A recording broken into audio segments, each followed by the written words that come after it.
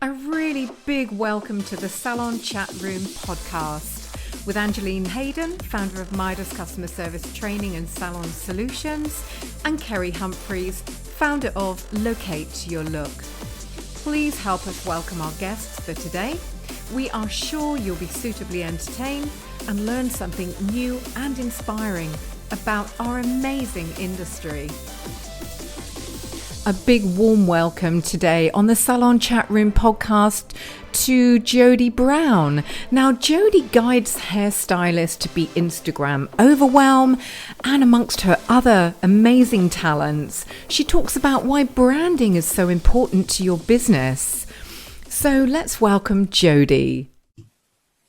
So welcome everybody to the Salon Chat Room podcast. And we have an amazing guest today, Jodie Brown. Now, Jodie Brown is a hairstylist. Predominantly, she's a business coach within the industry, and she's a podcaster as well. So we're in good company. So welcome, Jodie. Tell us a little bit about you and Sheffield. Thank you for having me. So I'm Jodie Brown, and thank you for that amazing introduction. I live in Canada, so I'm up in the frozen north, but yes, I am originally from Sheffield, as is my family generations back. So high five to that. So tell us a little bit about your we talked about your podcasting. Obviously, you're in good company here. We love podcasting. And tell us about what you talk about. What is your subject? Or do you generally have lots of different subjects?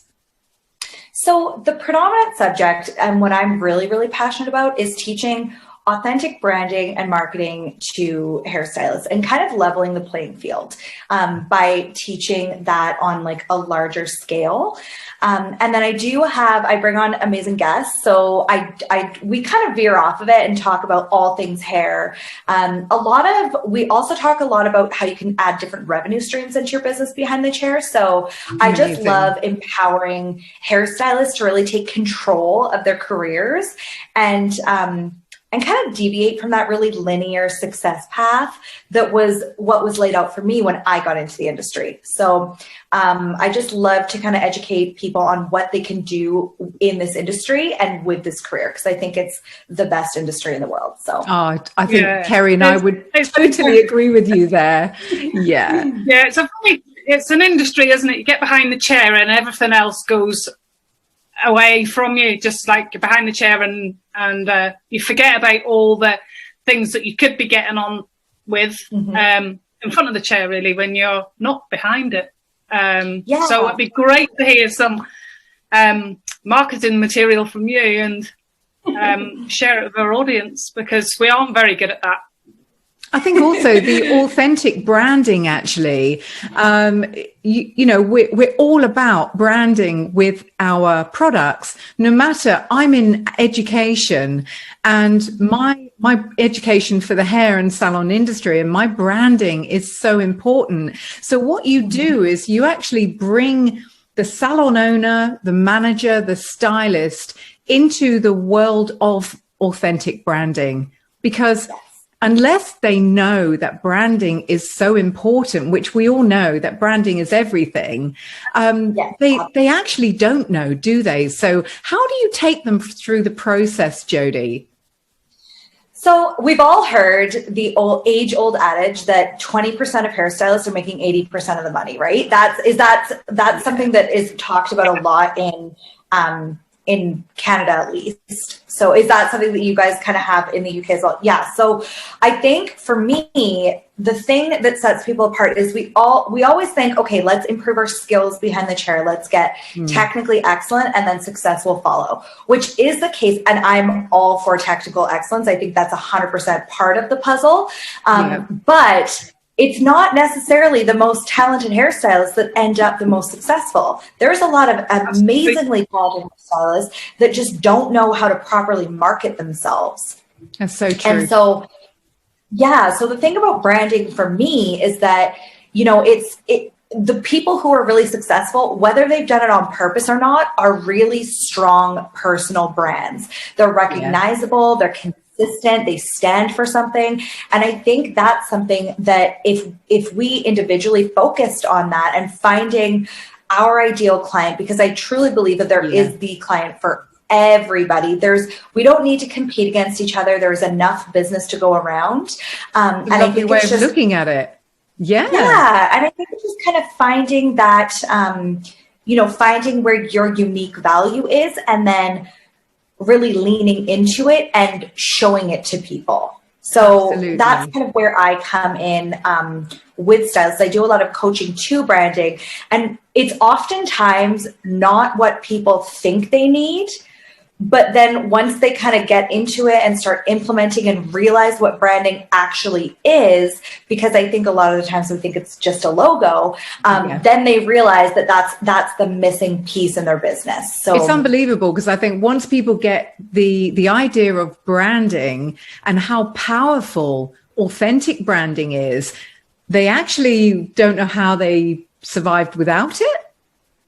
Absolutely. Yeah, I can see and especially that. on, I got into the industry 15 years ago. My mom was a salon owner since I was 2 weeks old.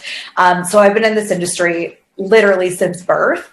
Yeah. And it's only recently, I think, that we've started to focus. I mean, I'm sure in bigger, more corporate salons, it's been the focus for a lot longer, but the average stylist salon owner is not educated in the business side of things. It's all about the hair side. So this isn't something that they go through in hair school.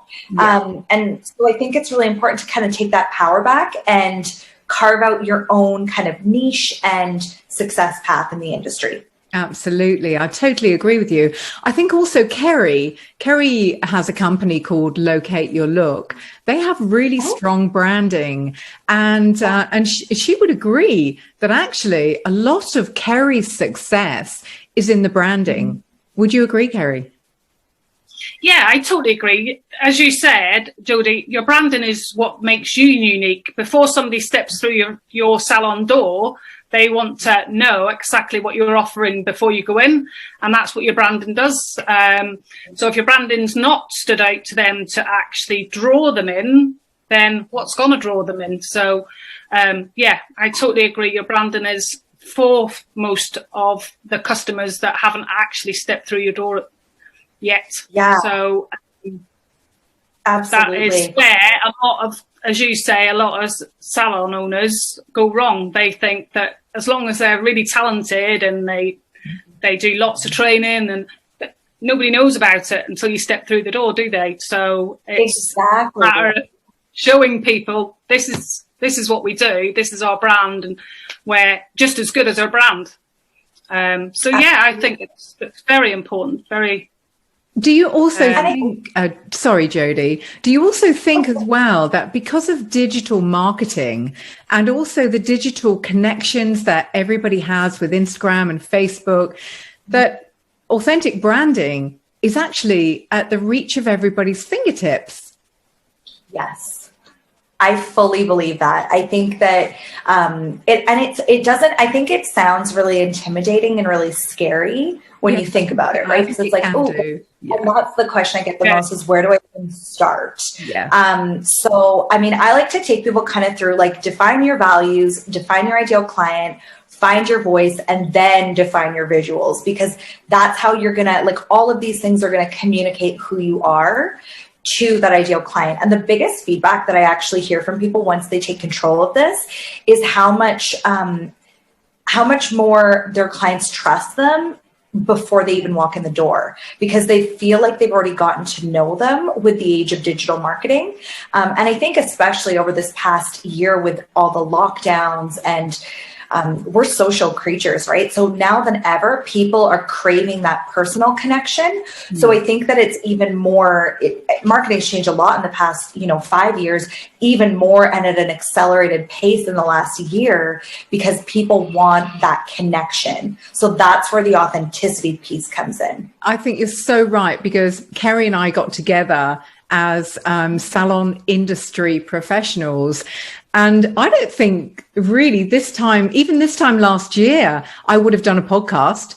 But we did it because we wanted people to know our branding, but we also wanted to get other people in the industry on our podcast so that other people can understand that all of these products that our guests are talking about, and whether the product is actually themselves, it's all reachable. It's all attainable. You don't have to have, thousands and thousands of pounds or dollars. You can do it for quite a good fee. And like he was saying, learn the process, because for every successful outcome, there is a process. And going to somebody like you who knows about authentic branding will break the process down so that it's more achievable than ever. Absolutely. And I think too that, working with a coach or a mentor it almost helps you get out of your own way, right? Because we have this fear of, and I remember having this fear, like I started using, when I came back from maternity leave, my son is 6. So I'd been in sales for a couple of years with a distributor, and then I'd actually moved cities. So I was restarting my clientele from absolutely nothing. And I decided that what I was going to do is lean into Instagram to build my book. Mm-hmm. And that involved, so at the beginning, it was just enough to post hair when Instagram started. And then I started noticing that it was, I was getting clients, but they weren't the ideal client. So it took everything for me because I felt like I think we think it's kind of narcissistic to be posting photos of ourselves and all that kind of stuff. So I was like, you know what, I'm going to do it. I'm going to step outside my comfort zone. And once I started showing up and kind of talking about things that mattered to me and showing a different side of my professionalism, not just, shots of the back of the head, my whole business changed. And so I've kind of done this through trial and error, learned a lot about branding from people outside of our industry, which is nice because then we can kind of translate it and make it more attainable and achievable for the individual hairstylist or the salon owner. I think that's a really good point, actually, because branding, no matter what the industry, it is attainable, isn't it? It is something that you can transfer skills. But it's interesting what you were saying about the person. Our clients want to know the person behind the brand, don't they? Mm-hmm. The only way they're going to do that is to see the brand. And then you get to know the person behind the brand, because the client then trusts the brand. And it's about trusting the brand, isn't it? Absolutely. Yeah, I couldn't agree more. So talk to us a little bit about... So when you get the brand... No, go ahead, Kerry. If we talk about the brand, so you've got a salon of 5 staff, and you've built this brand and you're the face of this brand, but you want to bring your staff into the brand. So how easy is that? How easy is them to follow your brand? Because it's not their brand, it's yours. So how easy is it to fold that all into one brand? Yeah, that's an amazing question. So, and I actually work with a couple. I actually have a current coaching client. She's a salon owner and she has her own.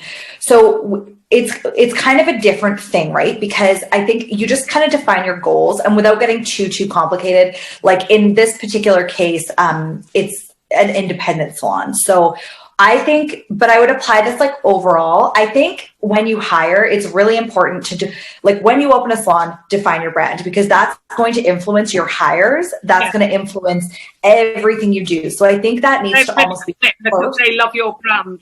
Yeah, exactly. And culture.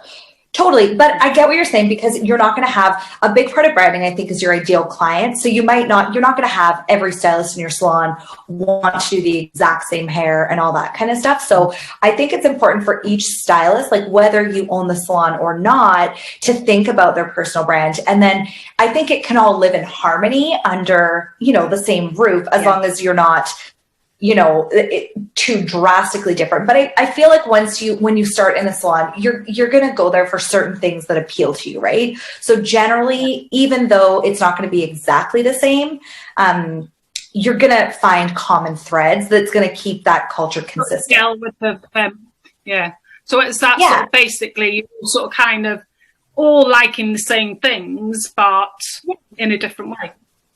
Yeah, for sure. And I think it's okay to have different ideal clients and talk about things in different ways. But yeah, that's why I think that branding is so important, because it's almost like your North Star, right? Like your values and all that kind of stuff. So if you're a salon that's really focused on being like eco-friendly, clean beauty, all that kind of thing, then I think that your hires are going to reflect that. Yeah.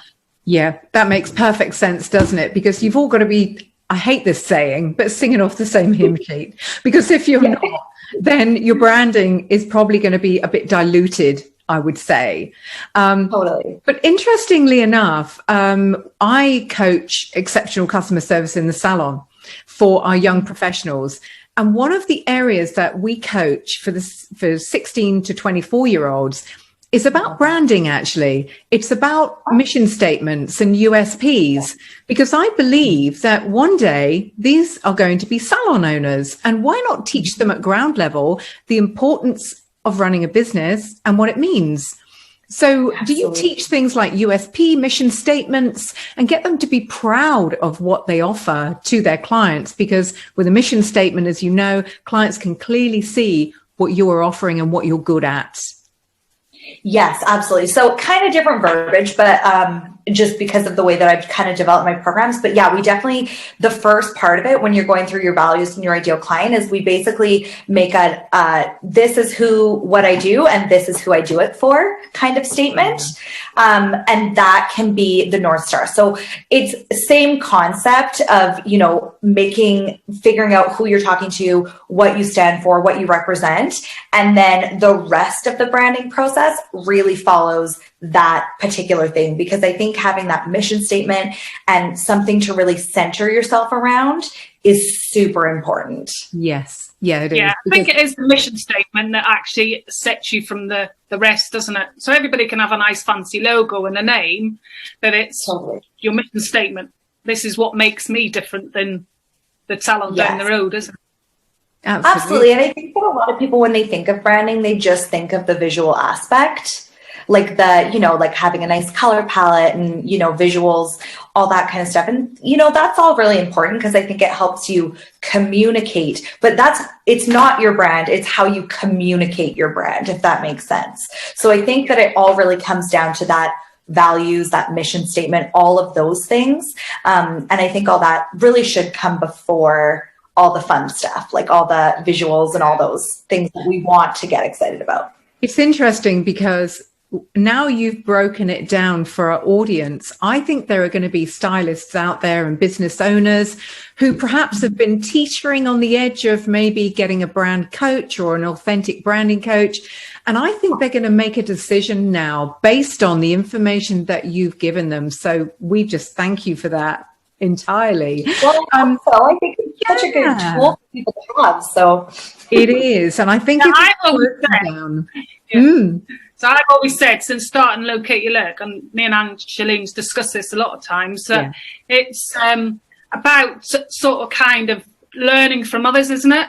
It's like having that mentor that's went through all them ups and downs and sort of saying, no, avoid that, or do this, or if I knew this 2 years ago, I would have been 2 years further on. So having a coach, having a mentor, whatever, I think that it progresses you a lot more smoother.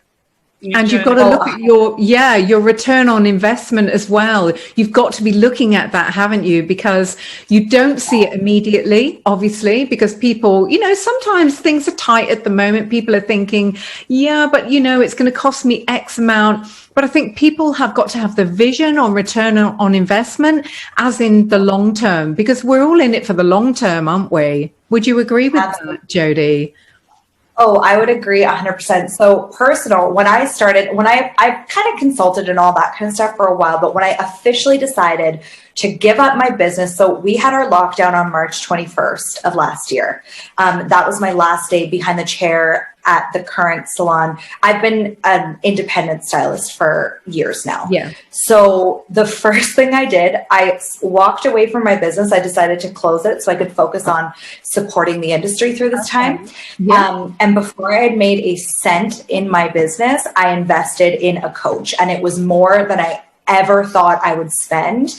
And I can honestly say without a doubt, it was the best decision I've ever made. Yeah. So I think that it's always scary, but there's something to be said for drawing a line in the sand and investing in yourself, that it takes you to another level. I think also what Kerry was saying about mentoring, a mentor, I'm actually a mentor for Kerry's business, and I've made lots and lots of mistakes, but I know that the person that I mentor will not make those mistakes because I've made them and I've learned from them. So, and in your position, you're going to be able to, as a business coach, you've made the mistakes. They don't have to do that. So this is another fantastic reason for having a business coach. Yes. Yeah, you get to skip a lot of steps. That's for sure. So your Instagram, Hairstylist Rising, could you talk to us a little bit, your podcast, sorry, could you talk to us a little bit about that? Why the name Hairstylist Rising? I think it's fantastic, but what was the thought process behind that? Oh, so naming this podcast was a task. I was up several nights just thinking about it because I knew what I wanted to do with the podcast, but I really didn't know how to phrase it. So I think when we think about marketing, a lot of it can be intimidating because of the numbers and all that kind of stuff. I think to a lot of creatives, it is intimidating. So I wanted to take that out of it and focus more on how you can use, a positive mindset and affirmations and all that kind of stuff to lead your marketing efforts and to take the overwhelm out of it. So that was the real, I guess, driving force behind it. And I decided that a really great way to do that would be showcasing stylists who've carved out their own success path in the industry. So, who've kind of taken a little bit of a different route, because I think sometimes, especially as a younger stylist, or even once you've been in the industry for a while, you're like, oh, well, that's great for them, but that's not for me. And they think that there's something exceptional or something, there's been a handout or something like that, right? Yeah. So what I wanted to do is I wanted to give stylists a platform to kind of show their journey and inspire others. And then I also want to mix in a little bit of actionable, there's certain episodes that are lessons essentially, that you would take notes on and then implement. So the Hairstylist Rising name really came from just the idea of elevating the industry as a whole and elevating the stylist. So, amazing. Yeah, because this industry is always evolving, isn't it? Doesn't matter if you're just starting or you've been in it 30 years. You're always learning something new all the time, aren't you? You're always on that journey all the time. It's sort of, one minute you've sort of created this look, and then all of a sudden something new comes in and you're recreating something else. And so true. And there's also as well, you've got your salon, and then somebody opens just down the road, and all of a sudden you've got more competition opening and more, and you have to keep evolving your brand and your mission statement and getting it out there all the time. You can't just think, oh, just because I've been here 10 years that you've made it. It's 100%. like that. I think when you look back as well, sorry, you go, Jodie.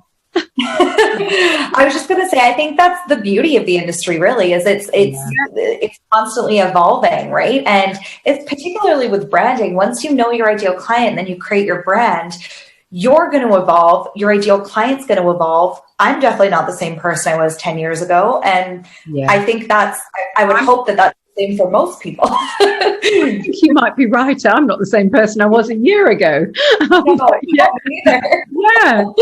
Yeah, things do evolve. And like Kerry was saying, especially in this industry, but branding is so important because we only know the big names out there because of their branding. Exactly. It's almost a no-brainer, really, isn't it? But put it on a smaller scale, the branding is as important, if not more important, because you are a little bit smaller than the bigger brands. Yes. So your online education as well, can you tell us a little bit about your online education? Yeah, absolutely. So I have a course that's available all the time, and it's called The Perfect Post. And basically what that does is it teaches you how to create the perfect post. So a really great piece of content. It goes into a little bit on the ideal client. It's designed to be implemented fairly quickly, so it's not overwhelming for people. So basically it goes into copywriting, how to communicate your message, and how to take a great photo, ideas for different photos, so we're not just posting mugshots all the time. And then it goes into, kind of how you wrap it all together to create a really great quality piece of content that speaks to your ideal client. And it also will cover how to create a content plan, so you're communicating those values to that ideal client. And then I run a group coaching program called Beauty Brand Bootcamp. So this is my baby. And it's not open right now. The waitlist will be opening in the next few weeks. And basically what that is... Heard it here first. Sorry? Yeah. Heard it here first. It is a 10-week program, and we break down defining your brand. So we start with the values for your business, defining your brand statement, who it is that you want to talk to and why they should care about what you're saying, your brand voice, your brand visuals, scheduling, planning, consistency, all the things. So it's a that's definitely one of the things, isn't it? You need a plan and you need to be consistent, and then you'll just everything else will flow. Yeah, and I'm all for scheduling and all that kind of stuff, because I think the issue a lot of people have once they start to get into branding and Instagram, it's like you said, it's a long game, right? So, but what people sometimes do is they put all this effort in and then they make one post and they're like, oh, this didn't get as many likes, it didn't go viral. So then they quit. So, which it sounds silly when you say it out loud, but we're so close to our own stuff, right? So we take it so personally. Once you have a plan, it takes the personal, that fear out, I guess. So that's a lot of what the program's about. There's a huge focus on mindset too, because I think that is before you start anything, you have to open yourself up to that change. Yeah. And I think preparing your mind is just as important as preparing your documents, your process and everything like that. Because like you're saying, if you don't have the right mindset, then you're not going to succeed within what you're doing. So for you, I suppose you've got to have people with the right mindset. So to be able to teach that mindset is fantastic. So you can actually prepare them for what you're going to be working with them on. So fantastic. Yeah, I think that's the nice thing about teaching it live too, is it's not... Mindset's one of those things that you constantly have to work on, right? I know we all battle it. And almost the further you get into your business, the worse it gets. So you have to have the tools to get through those things, to achieve your goals. Absolutely. Believing in your own. That's why it's always nice to have somebody support you as well, isn't it? Yeah. Always to have somebody on your side, steering you on and saying, come on, you can do it. Do you this think is just a hurdle? Yeah. Do you think people feel like it's almost sharing responsibility, which I quite like? Yeah, absolutely. And have you ever heard that you're a reflection of the 5 people you surround yourself with? Oh, well, we're all right. There's 3 here, so yeah, exactly. Don't mind that at all. So I think I've never heard that before. Yeah, I'm quite into personal development and all those things. I think that since I've gone into business for myself, and especially in online business, I think it's so important to, make that a part of your business practices just as much as the running of the business, because it can get really lonely and it can get really difficult when you're 100% responsible for all of your ideas. So keeping up on that mindset, I think, is absolutely crucial. And that's why I will probably always work with a mentor. Yeah, that is incredible, actually, because both Kerry and I, obviously, we're in lockdown over here in the UK, and I think we have been for the past, 50 years, it seems. But, but seriously, I think my connection with Kerry, because we are both very like-minded in our businesses, we both work really hard. I think, it's the same old saying, isn't it? You are who you associate yourself with. So, yeah, I think that mindset is really good. And I always come off a podcast feeling really energized and happy, and whatever has gone on, sort of like before in the day, I've kind of forgotten already. And yeah, you're absolutely right. And you teach that as well. This is part of your teaching by the sound of it. Yeah, absolutely. There's so much power in community. There really is. I'm such a strong believer in that. And whether it's, if you're lucky enough to work in a salon with a really positive, uplifting mindset, then that's amazing. But yeah, I mean, especially like you guys have been locked down. Is this your third lockdown? Yeah. Well, yeah, sort of 2.5. We had a small one pre-Christmas, but yeah, almost 3. Right. Yeah. Yeah, we've had kind of the same thing. It's been a few, I think probably 3. And it's hard to keep that energy going. So having people who are uplifting you and talking about ideas and like the future, I think is instrumental for keeping going, really. Yeah, because in this industry, you have to have that proper mindset, isn't it? Because you walk into a salon and do somebody's hair, you have to be life and soul, don't you? Because that's part and parcel of the industry. So you have to keep that level mindset all the time. And it is difficult sometimes, because when you're feeling a bit low, you just think, the last thing I want to do is be cheery. But you have to. And I think we've all worked in salons too at some point. I'm going to say we all, but I think unless we've been really lucky, everyone's had at least a stint in a salon where you go in, you're excited, and then there's so much negativity and so much, like such a negative mindset, complaining about clients, all that kind of stuff. And you leave feeling like really down and really unhappy about your career. So I think that surrounding yourself with positive energy, whether it's online, through mentorship, through a community, through your coworkers, it is the difference between, I think, achieving your goals and not, honestly. I totally agree. Yeah, it's a good, I mean, you've given so much information. What we always ask our podcast guests, Jodie, is if you could give 3 tips to our audience, to our listeners, about authentic branding and mentoring business coach, what 3 tips would you give them, please? Ooh, okay. So the first tip I'll give will be about mentoring, because I think it's very, very powerful. So if you're in a spot where, I know we're all in lockdown right now. So I would say if you're kind of like, I can't invest right now, find one person or 2 people whose message really, really resounds with you and consume all of their content. Listen to their podcast, go on their Instagram, start getting into that vibe and really visualize your career working with this person. And I think that's a really great way to start. So there's so much information out there and some of it's conflicting. So I would say just find a couple people who you really feel connected to and love their message and what they're putting out there, and really just consume it all and start implementing based on that. I think there's so much information out there that allows you to do that. Mm-hmm. For branding, well, first of all, I would say go to my Instagram, and there's a million different tips on there. And there's even one of my most recent posts was a roadmap about basically how you get started with your branding. I saw that actually. It was really clear. Do you know what I liked about it? It was clear.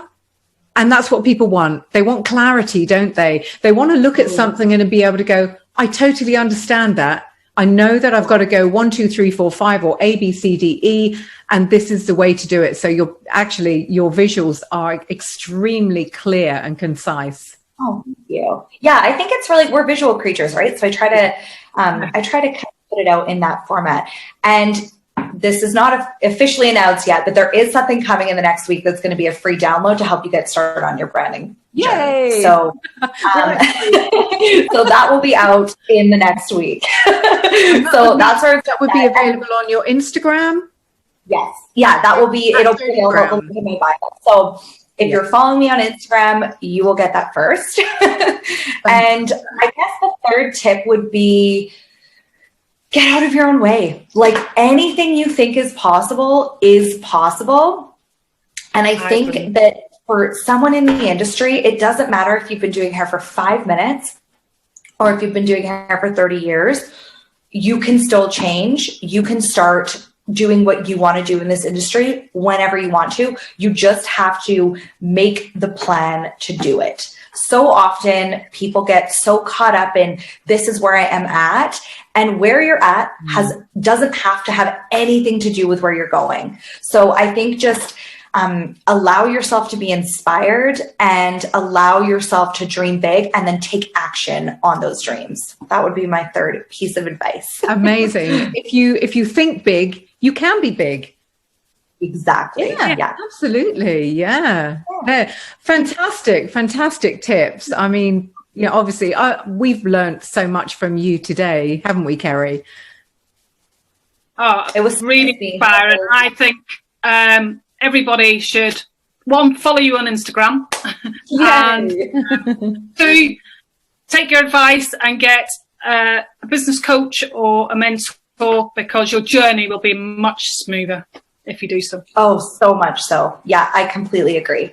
And we've got to look at the long term, haven't we, Jodie? We've got to think to ourselves, we're in this industry for the long term. And, if you fail to plan to fail, it's, it all goes without saying, really. But sometimes you just have to, kind of break it down and see where, like you were saying, where you actually want to go, and anything is achievable. Yeah, 100%. I truly believe that.